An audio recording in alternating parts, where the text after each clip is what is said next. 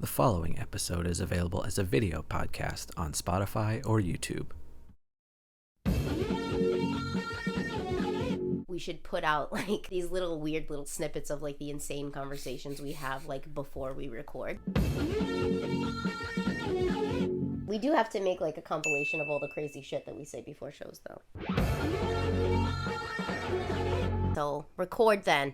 Recording now. Don't play fucking games with me, Michael. I'll start in my own due time, thank you. Yeah, whenever.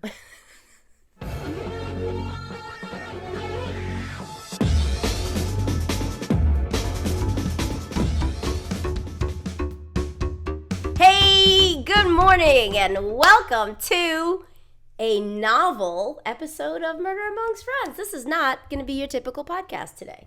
That is going to be a hell of an edit for me to have to make from you stream of consciousness smashing into the show. What else is different? So we're going to have to test my skills right out of the gate. I do that every time. Right out of the gate. Every time. And you're going to see, because we've pulled some special clips, some behind-the-scenes audio of us getting ready and then just jumping into the show. And we thought, you know, we're funny, right?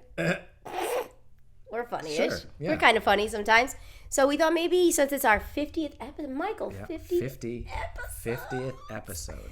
So we thought we'd do something special. Yeah. So I didn't do any work this week. I didn't write anything down. Nope. We just listened back to all of our old recordings because we are deep down narcissistic goofballs who just love the sound of our own voices. I mean, look at us, obviously. Right. Right. And, you know, there's some stuff in there, as you heard from our wonderful opening, that definitely shows the level of respect. And It kind of makes me sound like a type A belligerent bitch. No. Come on. No. I know it. It's fine. She just knows what she wants and is not afraid to ask for it. I'm a boss bitch. Yeah. That's it. There you go. So I think I would like to tell you, Michael. Yes. About my favorite episode. What is your favorite episode? It's the Dolly Osterreich episode. Why would that be your favorite Because this broad had this young kid. He was 17 at the time when they started hooking up behind her husband's back, and she made him live in the attic crawl space for 10 years while she boned him, boned the husband. The husband gets killed. Whoopsie. And then she still makes her boyfriend live in the attic instead of just letting him live in the house with her. Yeah. Then she gets another boyfriend while he's still living up in the attic. Moves across the country. Yeah. And then just she's got like 4 boyfriends and she's just crazy. It was a crazy story. Follows her across the country to live in a different attic. To live in the attic. That she had to make, I believe. Yeah. She made the crawl space for him to live in. Yeah. Like just have him live in the house with you. Your husband's dead, lady. Yeah. So that to me was like wild. Yeah. And I was thinking to myself, I don't have anybody living in my attic. I gotta up my game. Like, what's up? That you know of. You Michael, think I go home. Imagine you're in the you're behind my Clockwork Orange picture. All of a sudden the eyes slide to the side, and then it's just like you going like that. Yep. See that cat clock over your head? Yeah. That's it. It's actually where Michael lives back there. Felix is not. That's back where Joni Boney Maroney, back in the booth, our producer Joan Maroney, Michael's ex-girlfriend, who lives in the booth. Shockingly, in all of the old audio footage that we reviewed, not one mention of Joan. That's not true. Well, she's in the episodes because she's worthwhile. Yeah, sure. What, if you had treated her that way, maybe you guys wouldn't have broke up. Yeah, there we go. Once again. Joni's not real. Not real. She's not real. Well, you also like the fact that in your true frantic state of, how does this husband not know there's a person living living in his house? And then I said, he has excellent body control. And I just lose it. I'm like, I hate you. You're an idiot. You're so stupid. Yes. But of course I don't. I love you. You're my best friend. Right. So.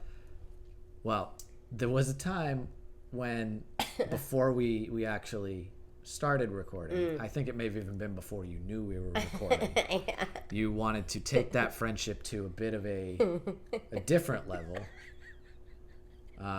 Because here's the thing, guys. We did an episode where we usually record on Sunday mornings. Right now it's Sunday afternoon, whatever. And we have to thank Julia Davis Tattooer and Nick from the Mighty Fall for letting us use their amazing house as a backdrop because my house sucks. Anyway, pardon. Michael, I lost my train of thought. I always lose my train of thought. Oh yeah, I was drunk on sake because fucking Sunday morning, these like roofers showed up out of nowhere. Landlord didn't say, nobody said. Yep. And all of a sudden there's just men on my roof like banging around and shit while we're trying to record. You were just saying you wanted men in your upper in floors. my attic, not on my roof when I'm trying to do my damn job. So we recorded at night and I had it. So I got drunk on sake and then I just started asking Mike like crazy ass fucking questions, much like this one. Give me such a kiss on the face. Where on the face, Mike? Depends on how much sake I have. Could be on your actual eyeball. Ooh. Well, I already know the answer to this, but I'm going to ask you anyway. Have you ever licked someone's eyeball? No. Never? No. I have. So yeah, that happened. Yeah. Well, the thing is, I have licked, so my daughter's dad. I stuck my tongue in his eyeball before. Hopefully she doesn't listen. And then he did it to me, just to see what it was like. He was chicken shit. I didn't care. I did it, whatever. Yeah. It just doesn't feel like anything. It feels like if you touched a peeled grape with your tongue. That's what it feels like. Okay. Never had the desire, oddly. But, yeah. you know, all of you viewers and listeners, please feel free to lick an peeled grape. Yeah, that's what it feels like. I'm a freak leak, and Michael is very not vanilla. You know, I don't know. Whatever. That's what makes the world go round, Michael. That's why we're such good friends, Michael. And now take an attitude sip of yours. Let me take a sip. And that's why we're friends. Just like that. Sorry, pinky out. Yeah, of course. Because this is a class operation. It's not always a class operation. We're so couth, Michael. It's not always couth. Well, we're not because couth. sometimes we have opinions. Sometimes we have opinions and they're not popular and they're not PC. But guess what? I don't give a shit. So we're not going to say exactly what we were talking about. Yeah, here. you might be able to figure it out. You'll probably figure it out. We won't reference it. It's a story that's had two moments. Because it had the documentary treatment and then it got the miniseries. And many moments in our minds and conversations after that. So we're, sometimes this is the actual tenor of a lot of our conversations. Listen, this whole podcast is basically because you and I are best friends. It's called Murder Amongst Friends because we were sitting in my living room over the pandemic just talking about murder shit. Doing this. Just doing this. Yeah. And I don't care what anybody says. When you're with your friends, you're not censored, you're not PC, you're saying whatever comes to your head, and that's what we do. Yeah. And if you don't like it, don't listen. So, see if you can figure out who we're mad at. Yeah. The motherfucking bullshit is this. Like, I was already so beyond I watched incensed. I had no context for it. Yeah. I've watched every true crime thing on Netflix at that point. Oh, this is something new. I'll give it a try. And then I'm watching it and I'm like, what the fuck am I watching? Exactly. When I tell you I was fucking furious for like weeks. Like, oh, here we go. Now, see, you got me fucking... These fucking parents, like, don't get me started, Mike. No, not one person said, nope. This seems a scotch odd. It's weird that I'm sucking his dick after my wife did. Oh, and after he raped my child with our permission. Yeah. What the fuck is... Oh, my God. Yeah, see, okay, no. We cannot keep... I can't watch it again. Let's put it that way. So, yeah, that's sometimes. And sometimes we're... Sometimes we are what we are, Michael. Yeah. We can't always be... And super kind and nice all the time. We're people. Sometimes we know what people think of us. I mean, I project and assume I know what people think of me, but you sometimes, Here's the thing, everyone. Michael thinks people listen to the show for me. Yes, the not personality true. And the people funny. Hate me. I know I'm obnoxious. I know I'm loud. I jump in. Whatever. People listen for Mike, and I've been saying this. I don't know, since day one. Roll the tape, Michael. You're giving me way too much credit. I literally just get out of bed and then just say fucking shit a lot. And that's it. And there I go. On my merry way. And that's what people care about. We have more female listeners than male, Michael. All of a sudden. I think that has to do with you. So, well, they're not listening for me. Trust me. I know I'm obnoxious. You've been putting the work in since the 80s for this show. So. I mean, my anecdotes do bring something, I don't know if I would say special, but they bring something. I mean, I know I'm obnoxious and loud and not everyone's cup of tea, so it's fine. You're my cup of tea. Oh, you're my little biscuit. Which brings us to a very recent online review. I'm sorry, two very recent online reviews in which they both of them, Mike. One and That's two. 100% Okay. of the reviews that were that posted you at saw that day, that time, because there have been some reviews since then, who basically these two chicks just slammed me, allegedly two ladies, just said that I fucking suck, basically, and to let you do the show on your own. So, which that would never happen. I've been saying it since day one, Michael. I don't want to do this show by myself. What kind of show would it be? Boring. Oh, you're nice. Yeah, uninteresting. Way more attractive. 0 followers. No way. Your fucking followers. Yo, if I jumped off this show, followers would jump up like probably 200%. No. Yeah, don't even. Well, I mean, it does say something, at least those reviews, that at least they're listening to me.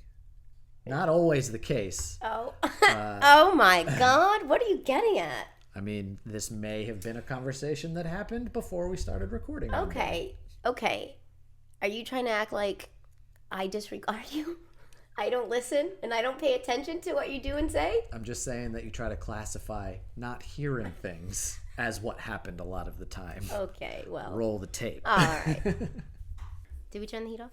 Yes. Did you just do it and I watched you do it and then I totally spaced it out? Wow, am I in a fugue state? You were channeling Bubba. Maybe you were channeling him I was doing the scripts. I saw you do it. You walked right past me. I was doing scripts. Okay. Yeah. Perhaps you were channeling him so deeply you left your body. I was in a fugue state, Michael.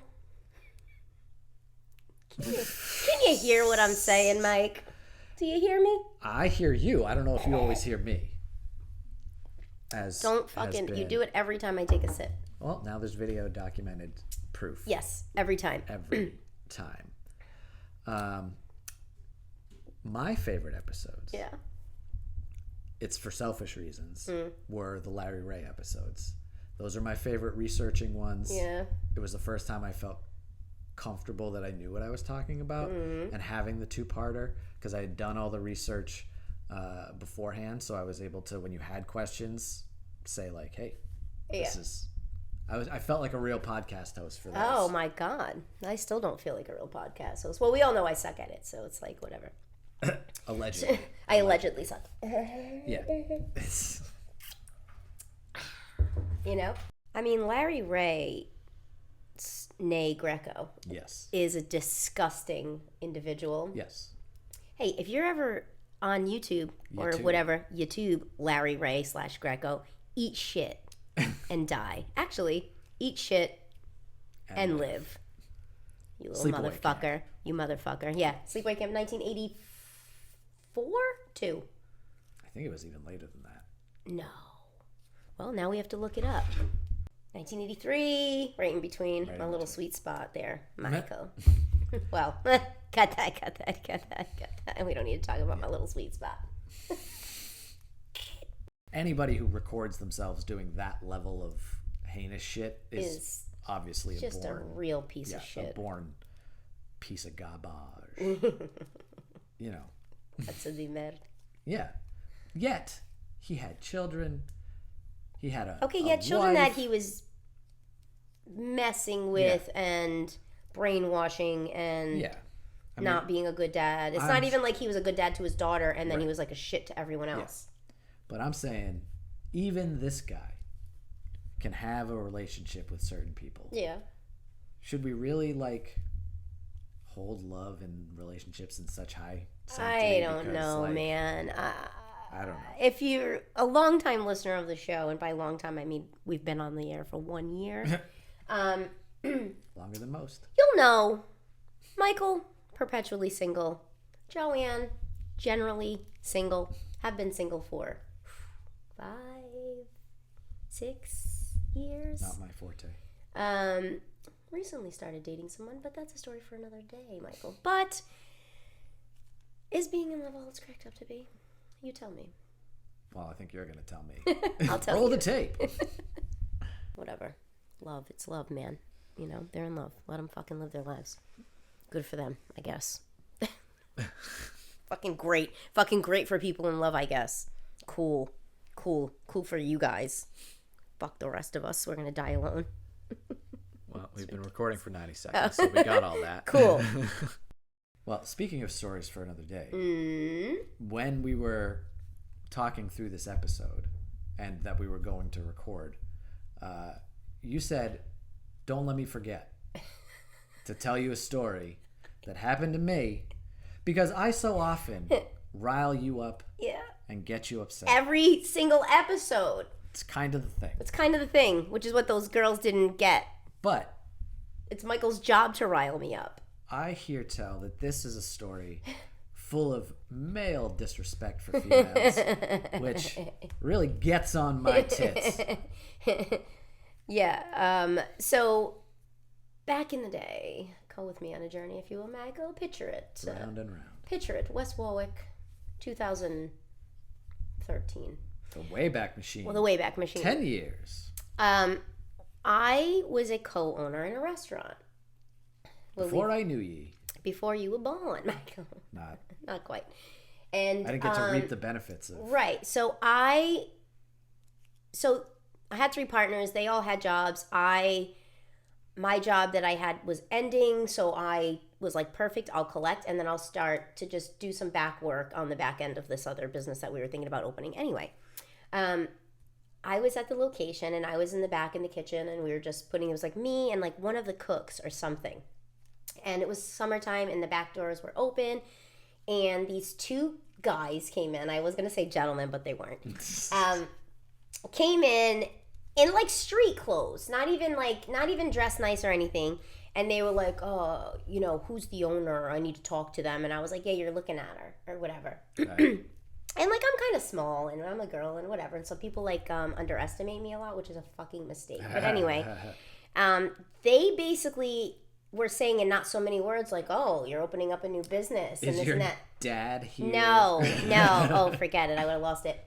No, they said, oh, you know, this isn't the greatest area to open up a business. You know, you're going to need someone to, like, look out for trouble. Oh. They try to shake me down, these motherfuckers, right? Racketeering out the gate. Wow. I fucking lost my shit. I said, are you saying what I think you're saying? Are you trying to get me to pay you for protection? I can't believe this actually happened in real life. I mean, you grew up in a house owned by the patriarch. Yes, so I did. So you know what's going on.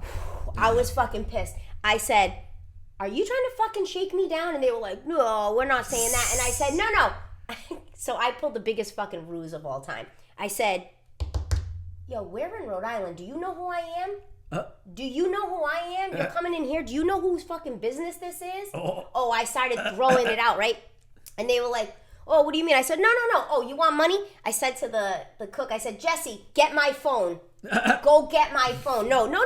You want money? Wait here. I'm going to make a phone call. I'll get you your fucking money. Hold on. Get my phone. Jesse. Like I'm yelling and he comes running over. I go, oh no, these guys are looking for money. Go get my phone and we're going to make some calls because you don't know who the fuck you just walked in on.